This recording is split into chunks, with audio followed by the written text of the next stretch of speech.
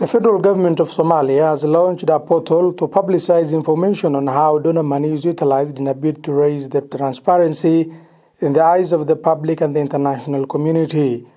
Managed by the Ministry of Planning, Investment and Economic Development, the platform known as the Aid Information Management System (AIMS) launched this week in the country's first attempt in 3 decades to aggregate information on donor contribution and where the money has been going.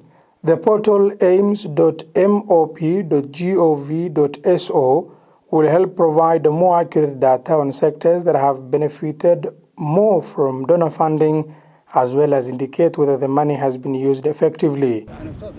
Somalia has largely been donor dependent as it strives to stand up from years of insecurity. It also relies heavily on remittance from the diaspora as its tax base is still too small to run the economy.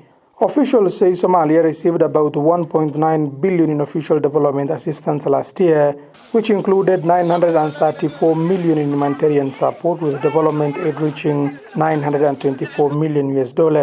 Some of the key donors include the World Bank, the United Kingdom, European Union, and Germany, who jointly provided about half of the country's development aid in 2019, or $500 million.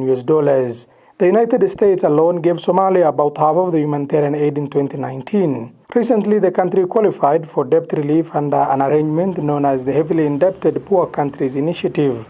Under this, the International Monetary Fund (IMF) and the World Bank's International Development Association ruled Mogadishu eligible for debt reduction from $5.2 billion as of 2018 to $557 million once it reaches the HIPC completion point in about 3 years' time. That completion point, the World Bank said, will be paged on Somalia's maintaining a macroeconomic stability, reducing poverty and putting in place a set of reforms focused on fiscal stability, improving governance and debt management.